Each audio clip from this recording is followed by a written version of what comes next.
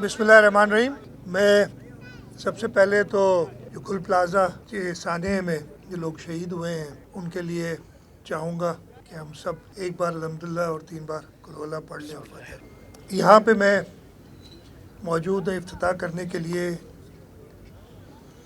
जो हमारा एक वादा था ख़ास तौर पे कुरंगी इंडस्ट्रियल एरिया के दोस्तों से, बट उसके साथ साथ इस इलाके के लोगों के कि एक ब्रिज होना चाहिए कुरंगी कॉजवे की जगह पे, इसलिए कि जब भी बारिश हो जाती है ये इलाका शहर तकरीबन 2 हिस्सों में बंट जाता है और इसकी वजह से जो परेशानी होती है उसको दूर करने के लिए आज से तकरीबन 3 साल पहले हमने कहा था कि हम ये ब्रिज बनाएंगे। इसकी कंस्ट्रक्शन का आगाज़ तकरीबन 1.5 साल पहले हुआ था। कुछ डिज़ाइन के इश्यूज़ थे, उसकी वजह से डिले हुआ और अल्हम्दुलिल्लाह आज ये तकरीबन 1.5 किलोमीटर 1.4 किलोमीटर लंबा ब्रिज है। 6 लेन का ब्रिज है, 3 लेन ईच साइड पे। 6 अरब रुपए से ज़्यादा इस पे लागत आई है बनाने में। और इस ब्रिज के होने से, जैसे मैंने कहा, एक तो जो कुरंगी इंडस्ट्रियल एरिया है, लांडी इंडस्ट्रियल एरिया है, उनके लोगों को फ़ायदा होगा, लेकिन उसके साथ साथ यहाँ पे जो लाखों लोग रोज़ाना ट्रैवल करते हैं, चाहे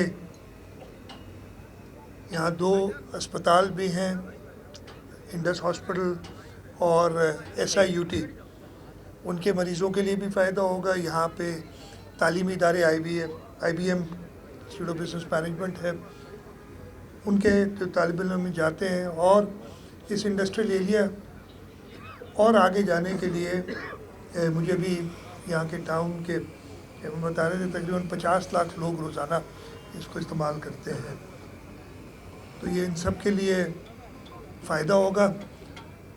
ये एक प्रोजेक्ट है जो हम कराची शहर में इंफ्रास्ट्रक्चर, इसकी काफ़ी हालत ख़राब है, उसको बेहतर करने के लिए बना रहे हैं। अभी मैं जहाँ खड़ा हूँ, अगर आप देख रहे होंगे कि अभी ये सामने और भी कुछ कंस्ट्रक्शन हो रही है शाहराह भुट्टो को कनेक्ट करने के लिए कुरंगी रोड से, उस पर काम हो रहा है और इंशाल्लाह ताला ईद तक या उसके एकदम बाद हम शाहराह भुट्टो को भी खोल देंगे। उसमें थोड़ी डिले हुई है, जो हम चाह रहे थे कि जनवरी के महीने में खोल दें, लेकिन उसमें तकरीबन 1.5 से 2 माह डिले हुई है। लेकिन इंशाल्लाह शाहराह भुट्टो भी ईद के बाद हम कुरंगी रोड से लेके तो M9 तक इसको शुरू कर देंगे।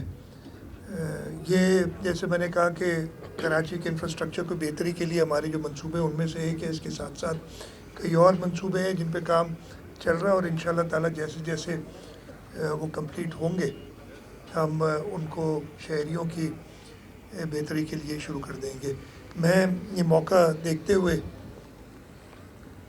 जो सानिया हुआ था पिछले हफ्ते, आज तकरीबन 1 हफ्ते से ज़्यादा गुजर गया उसको, गुल प्लाज़ा का, उस सिलसिले में भी बात करना चाहूँगा। 2 चीज़ों पे मैं बल्कि 3 चीज़ों को हाईलाइट करूँगा। सबसे पहले दुआ हमने मांगी है, जो लोग, इन लोगों की जान गई है, जान का अज़ाला कोई भी नहीं है, उनके गम में हम बराबर के शरीक हैं, उनके लवाहिकीन के। और हुकूमत की तरफ से ये पहले दिन ही ऐलान किया था कि जी 1 करोड़ रुपया हर शख्स जिसकी जान गई है उसमें हुकूमत को कॉम्पनसेट करेगी। उसके साथ साथ मैंने ये भी ऐलान किया है, असेंबली के फ्लोर पे उस दिन किया था, दोबारा बता दूं कि हर दुकानदार जो उधर दुकान चला रहा था, इसलिए कि अगला जब तक वो अपने पाँव पे दोबारा खड़ा हो, मसले होंगे, हमने, हुकूमत ने, काबीना के कुछ वज़रा ने और काबीना से भी उसकी अप्रूवल हो जाएगी, ये फ़ैसला किया है कि 5 लाख रुपए फ़ी शॉप उस शॉपकीपर को हम देंगे ताकि वो अगले 2 महीने के करीब अपना घर का किचन चला सके, उसके बच्चे स्कूल जाते होंगे, बिजली के बिल होंगे। इस सिलसिले में थोड़ी सी मदद हमारी तरफ से है। और उसके साथ साथ कराची चेंबर के साथ मिलके हमने ऑलरेडी उस पर काम शुरू कर दिया, कराची चैम्बर ने काम शुरू कर दिया है कि जो नुकसानात दुकानदारों के हुए हैं उन नुकसानात को हुकूमत सिंध पूरा करेगी, जो उसके कॉस्ट है, उसकी इन्वेंट्री जो है, ताकि उस दुकान के अंदर जो सामान पड़ा था जिससे वो कारोबार अपना चला रहा था और इस आग की वजह से वो सारा ज़ाया हो गया, उसको हुकूमत सिंध कराची चैम्बर की मदद से उस नुकसान को पूरा करेगी। उसके साथ साथ जब तक ये गुल प्लाज़ा बने उसका भी मैं ज़िक्र करूँगा। हमने, और मैं बहुत शुक्रगुज़ार हूँ, काफ़ी लोग सामने आए हैं जिन्होंने अपनी बिल्डिंग्स खुद ऑफ़र की हैं, और 2 बिल्डिंग्स का तो मुझे पता है, एक में तकरीबन 500 दुकानें, एक में 350 दुकानें हैं। फिर हमारा अपना पार्किंग प्लाज़ा है, कुछ गवर्नमेंट की भी बिल्डिंग्स हैं जिनमें खाली स्पेस है। तो हम ये जो 1200 के करीब दुकान थे उनको अगले 2 महीने में, जैसे मैंने कहा 5 लाख रुपए दिए ताकि वो 2 महीने अपना गुजार सकें, इन 2 महीनों में हम उनको उनकी इन्वेंट्री, जो उनका सामान पड़ा था उसको पूरा करने के लिए वो जल्द 1 महीने के अंदर इंशाल्लाह वो पेमेंट सारी हो जाएंगी और 2 महीने के अंदर उनको वो दुकानें मिल जाएंगी ताकि वो 2 महीने के अंदर अंदर अपना कारोबार दोबारा शुरू कर दें। और आखिरी 2 और चीज़ें, हमारी इन्वेस्टमेंट डिपार्टमेंट का एक यूनिट है जिसको हम SEDF करते हैं, सिंध एंटरप्राइज डेवलपमेंट फंड, उसके ज़रिए से हम हर दुकानदार को 1 करोड़ रुपए का कर्ज, जिसका कोलैटरल यानी सिक्योरिटी भी हुकूमत खुद देगी, उसको किसी कोलैटरल की ज़रूरत नहीं होगी, और इंटरेस्ट भी गवर्नमेंट खुद देगी। हाँ, प्रिंसिपल उसने जिसने वो कर्ज लेना है वापस करना होगा, वो सहूलत भी लेके दे रहे हैं। और आखिर में गुल प्लाज़ा जो आग की वजह से मुकम्मल तौर पे तबाह हो गया, इसी जगह पे उन शॉपकीपर्स के साथ मिलके हम दोबारा वो खड़ा करेंगे हुकूमत सिंध, और उसमें ये हमने डाला कि जितने दुकान इस वक्त हैं उनमें से 1 स्क्वायर इंच भी एक्स्ट्रा नहीं बनाएंगे। अगर किसी की दुकान थी, जितना एरिया था उसी दुकान पे, हाँ कुछ पब्लिक सर्विसेज यानी कॉरिडोर अगर चौड़े करने हो ताकि जो ये सानिया हुआ था वो ना हो, उस सिलसिले में हम थोड़ा काम करेंगे, लेकिन सेलेबल या रेंटेबल एरिया और नहीं होगा उसके अंदर। ये चीज़ें थी। इसके साथ साथ मैं दूसरी बात ये कह दूं कि इसकी इंक्वायरी हमने दी है, FIR कट गई है, और इसके अंदर जो भी जवाबदार होगा, जो भी इंक्वायरी में निकलेगा, उसको सज़ा मिलेगी।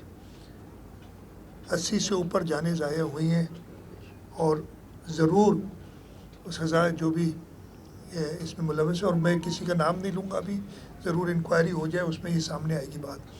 तीसरी चीज़ जो मैं बताना चाह रहा हूँ इसी हवाले से, कि हमने अब देखा है, हमारी अपनी कोताही है, मैं मान रहा हूँ, लेकिन आपने तो देखा होगा पूरे पाकिस्तान में अब इस साने की वजह से दूसरे सूबों में भी कमेटियाँ बन गई हैं जो इमारतों को ऑडिट कर रही हैं, देख रही हैं, और ये बाकी तीनों सूबों में है। इस हद तक के हमारे दारुल खिलाफा इस्लामाबाद में भी उन्होंने जो ऑडिट किया वो कोई तसल्ली बख्श नहीं रहे। हमारे यहाँ भी मैंने इस सिलसिले में 2-3 मीटिंग्स की हैं, और कल फाइनल हमने एक फ़ैसला किया है, और अब वो इम्प्लीमेंट होने शुरू हो गया है कि हर बिल्डिंग का ऑडिट होगा, और हम जिस बिल्डिंग में लोग ज़्यादा जा रहे हैं वहाँ से शुरू करें। ख़ास तौर पे अभी रमज़ान आ रहा है, हम सबको पता है कि शॉपिंग के लिए लोग निकलते हैं, उनको पहले फोकस कर रहे हैं और उन्हें डिफरेंट टारगेट्स दे रहे हैं। कोई ऐसी चीज़ें जो कि 1 हफ़्ते में मुकम्मल हो सकती हैं, जो अशद ज़रूरत है जिनकी, जैसे अलार्म लगाना, फायर एक्सटिंग्विशर्स जो होते हैं पोर्टेबल, वो बिल्डिंग के अंदर डालना, बिल्डिंग की स्पेसेस को क्लियर करना ताकि लोगों को निकलने का रास्ता पता हो, उस निकलने के रास्ते को सही तरीके से आइडेंटिफाई करना, बिजली जाने की सूरत में बैकअप लाइट्स का उधर होना ताकि लोगों को रास्ता पता चले निकलने का, अल्लाह ना करे कोई ऐसा होता है। उसके लिए हमने कहा है कि 1 हफ़्ता तयन की जगह जिस दिन बिल्डिंग का सर्वे होगा उसको बताया जाएगा कि जी तुम्हें 10 फायर एक्सटिंग्विशर लगाने हैं, तो 50 फायर अलार्म लगाने हैं, ये जगहें तुमने क्लियर करनी है, और 1 हफ़्ते का टाइम है। और ये ऐसी 20 आइटम्स डिफरेंट है जो आइडेंटिफाई किए हैं। कोई इदारा अगर उन 20 में से हफ्ते बाद 10, 12, 13 कर लेता है तो हम ये नहीं करेंगे, उसमें सख्तियाँ थोड़ा टाइम और दे सकते हैं कि वो कंप्लीट करे। लेकिन अगर किसी ने सिरे से शुरू ही नहीं किया तो इस बिल्डिंग को सील करना पड़ेगा। उस पर कोई कॉम्प्रोमाइज़ नहीं होगा। Very good. और मैं चाहूँगा कि ताजिर बरादरी, चेंबर के लोग, एसोसिएशंस के लोग इस पर ताउन करें। फिर दूसरा स्टेप होगा जिसको मैं कह रहा हूँ तकरीबन 1 महीने उससे ज़्यादा जिन चीज़ों की ज़रूरत होगी, और फाइनली 6 महीने के अंदर उन्होंने कंप्लीट जो है फायर सेफ्टी के हवाले से, डिज़ास्टर सेफ्टी के हवाले से अपने जो काम करने वो पूरे करने। तो ये अगेन मैं बताऊं कि यह बड़ा पहले भी होता रहा है, ऐसा नहीं, हमारे कवानीन मौजूद है हर चीज़ के, ये सिविल डिफेंस का इदारा करता है, लेकिन इम्प्लीमेंट ना सिर्फ इधर नहीं हुए, जैसे मैंने बताया कि इस वक्त पूरे पाकिस्तान में हर सूबाई हुकूमत और फेडरल गवर्नमेंट अपने इलाके इन इस्लामाबाद के अंदर ये ऑडिट्स कर रही है, और जहाँ भी जारी है उन्हें यही पता चल रहा है कि तसल्ली बख्श हालात नहीं है। मैं मीडिया के तवस्सुत से सब जो डिफरेंट कमर्शियल इमारतें हैं, इंडस्ट्रीज़ हैं, उन सब के मालिकान को, उनके जो ऑर्गेनाइजेशंस हैं, उनसे कहूँगा कि हुकूमत के साथ ताउन करें। लोगों से कहेंगे कि हुकूमत के साथ ताउन करें कि, और ये हम सब मिल के तहिया करें कि दोबारा इस किस्म का वाक़या ना हो। एक सेकंड मैं ख़त्म कर लूँ। दोबारा इस किस्म का वाक़या ना हो, और उसमें हुकूमत को सब लोगों की ताउन की ज़रूरत होगी। हम सब मिल के ये तहिया अगर करें, इन्वायरमेंट ऐसा आग लगती रहेंगी, गलतियां लोगों से होती रहेंगी, लेकिन ऐसे सानिया दोबारा ना हो, वो हमारे आपके हाथ में, हम सब मिल के उसको करें। मुर्तज़ा आप अगर कर लें। जब से ये आग लगी है उसके बाद शहर में अल्फाज की आग भड़काने की कोशिश की जा रही है। अल्फाज के ज़रिए कराची को इस्लामाबाद के हवाले करो, अल्फाज के ज़रिए सिंध को तोड़ो, अल्फाज के ज़रिए लसानियत को फैलाओ। तो ये लोग खौफजदा हो गए। एक आग तो बुझा दी आपने, लेकिन ये जो सोशल मीडिया और प्रेस कॉन्फ्रेंसों के ज़रिए अल्फाज की आग लगाई जा रही है, इससे शहरी खौफजदा। मैं देखें सब लोगों से दरख्वास्त करूँगा, उन लोगों से भी दरख्वास्त करूँगा जो ये बातें कर रहे हैं, ये वक्त नहीं है ये बातें करने का। इस वक्त इतना बड़ा अलमिया, इतना बड़ा हादसा हुआ है, हम सबको इन बातों को छोड़ के इस वक्त के लिए भी हम तैयार हैं, हर बहस के लिए तैयार हैं। मैं नहीं करना चाहूँगा। मैंने थोड़ा सा जवाब दिया था असेंबली के अंदर, तो आपके, मैं बल्कि मीडिया से कहूँगा आप सबके मिलके कि इस किस्म के सवालात आप ही ना उठाएं ना। अगर आप ये सवाल नहीं करते तो मुझे किसी जवाब की ज़रूरत नहीं पड़ती, लेकिन इस वक्त हाँ मेरे ऊपर ये सवाल ज़रूर उठाएं कि ये कमज़ोरी क्यों रही है, फ़लानी जगह पे अभी तक नहीं हुआ, ये बताएं। बाकी चीज़ें ये जो इन्होंने शुरू की हैं, इससे भी हम डील करना जानते हैं, पहले भी करते रहे और इंशाल्लाह करेंगे। लेकिन मैं आपके सवाल के जवाब में आप सब से एक दरख्वास्त कर रहा हूँ, मीडिया से दरख्वास्त कर रहा हूँ। हाँ, मैं ये नहीं कह रहा कि इस अलमिये के बारे में बात ना करें, इसको बेहतरी लाने के सिलसिले में बात ना करें, लेकिन ये बातें जिनका कोई सर पैर नहीं है उस तरफ ना जाएं। खामखा ऐसा ना करें कि हमारी तरफ से भी लोग शुरू हों और इन चीज़ों से जो खराबियां पैदा हुई हैं, जो हमारा काम है जो करेंगे वक्त आने पे, इस वक्त तो टाइम नहीं है। पर्दा ना उठाया जाए कि मैं कितना जिम्मेदार हूँ और कोई और कितना जिम्मेदार है इसका। गवर्नर सिंध के गवर्नर हैं, फिर भी सिंध हुकूमत की वो कोताहियां जो है वो अगेन मैं ये कह चुका हूँ ये बात ना, मैंने अभी आपको कहा कि ये सवालात छोड़ें इनको। इस वक्त कोई भी अगर इस आग के सिलसिले में, इसकी बेहतरी के सिलसिले में कोई कंस्ट्रक्टिव राय देना चाहे, कोई क्रिटिसिज्म करना चाहे, मीडिया क्रिटिसाइज करना चाहे, ज़रूर करें। मुझे बिल्कुल इससे कोई कहते हैं ना कि जी आप लोग तो अब फिर सवाल ही नहीं करने थे। मैं कह रहा हूँ सवाल करो, मेरे से सवाल करो, मुर्तज़ा वहाब से सवाल करो, लेकिन इसको ऐसी डायरेक्शन में ले जाओ कि और आगे बढ़ के, ये सीधी सी बात है।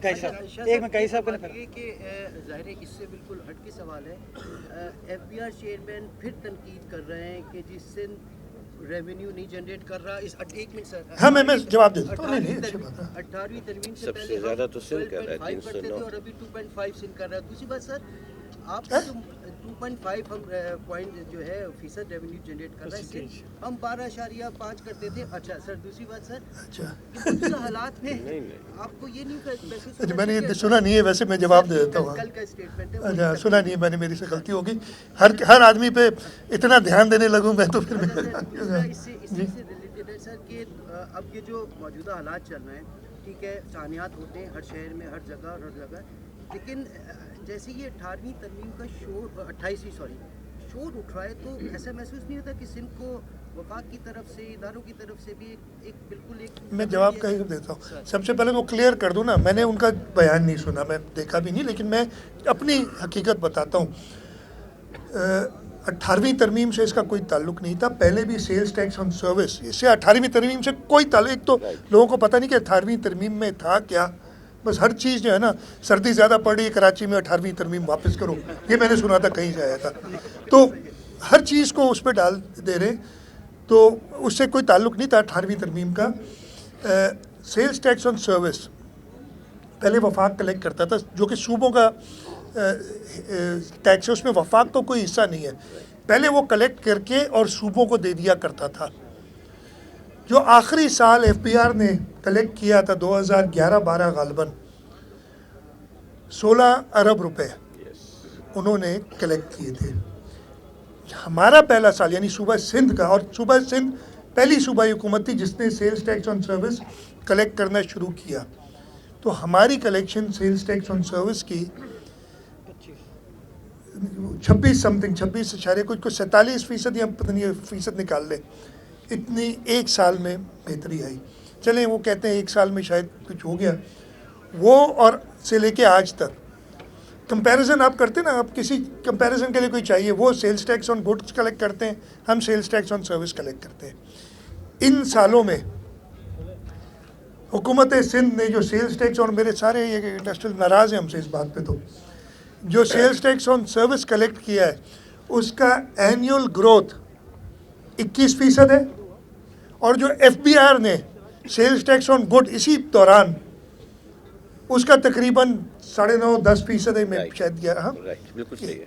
ओ भाई, हम डबल कर रहे हैं। अगर हमारे रेट पे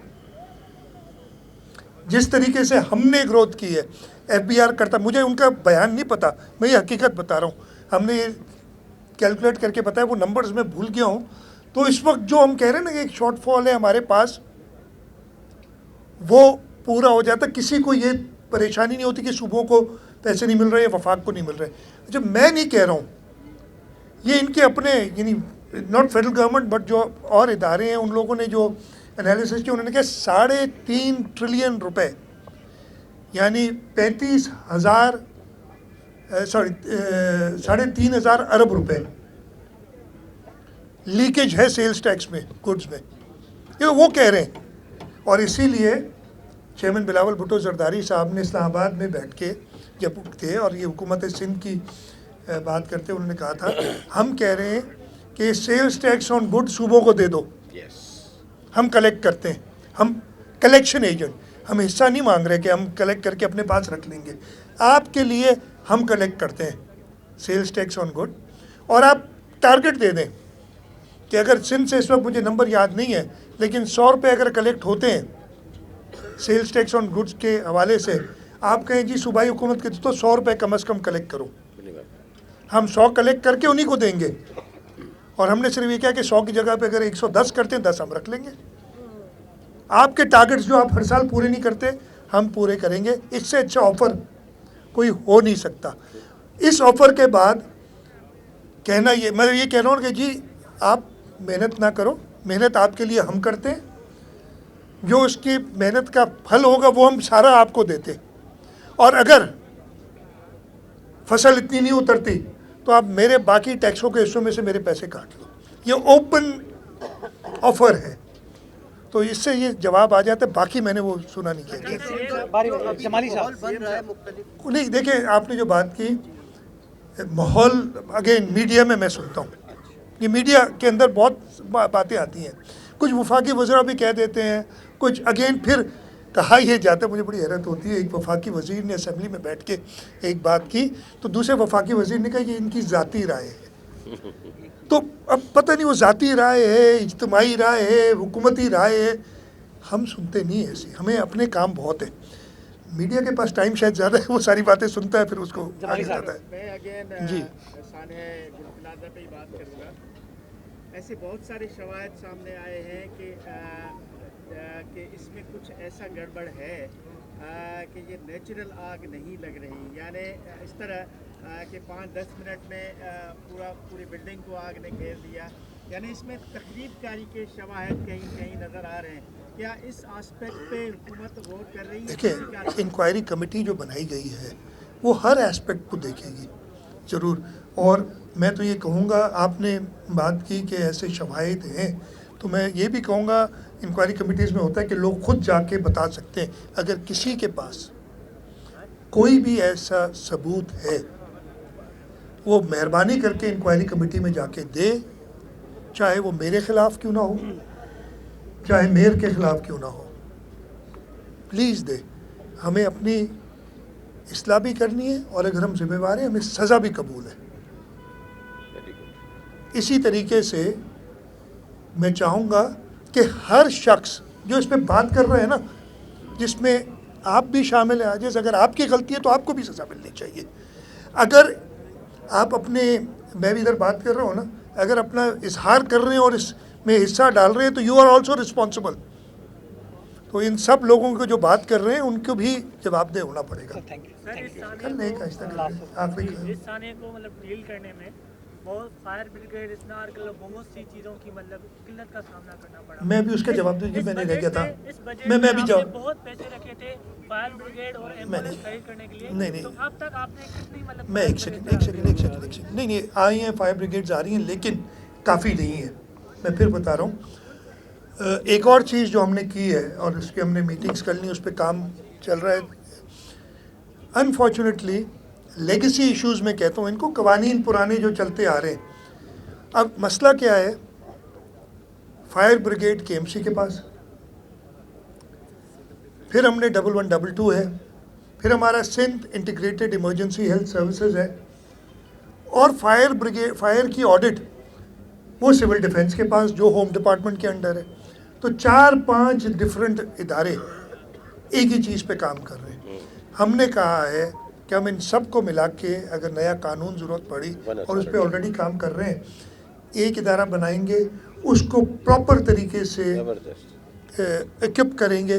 अगर उसमें ज़रूरत पड़ी तो हो सकता है मुझे अगला मैं ये कोरंगी कॉजवे की किस्म का ब्रिज ना बना सकूं, वो इंफ्रास्ट्रक्चर को मैं पीछे रखूंगा पहले, ताकि, और ये मैं कह रहा हूँ ना कि ये हम सबको देखना चाहिए, उसकी तरफ हाँ मैं तवज्जो दूंगा कि ऐसे सानिया दोबारा ना हो। तो बजट पे बिल्कुल हैं, वो आ भी रही है, कितनी है वो नासिर शाह साहब, 34 तैयार है हमारी, लेकिन अगेन ये काफ़ी नहीं है, हमें पूरा स्ट्रक्चर को एक अम्ब्रेला के नीचे लाना होगा और इंशाल्लाह उस पर काम कर रहे हैं। सर ये बताइएगा कि उस आग में 13 लवाहिकीत ऐसे हैं जो DNA के लिए राजी नहीं हो रहे, काइंडली उनके बारे में अगर कुछ। मैं देखिए, मैं अगेन उस पर नहीं जाऊँगा, जो डिटेल्स वो आपको पुलिस सर्जन वक्तन फ़वक्तन देते रहे। और उस सिलसिले में मैं ये भी कहूँगा, और मैंने अभी आज ये इंस्ट्रक्शंस दी हैं कि इनकी आइडेंटिफिकेशन के लिए अगर मुल्क में कहीं भी किसी के पास भी एक्सपर्टीज़ मौजूद है तो हम उनको कहेंगे कि मेहरबानी करके हमारी मदद करें कि जल्द से जल्द हम जो बॉडीज़ मिली हैं उनको हम मैच कर सकें उनके। थैंक यू, बहुत शुक्रिया जी।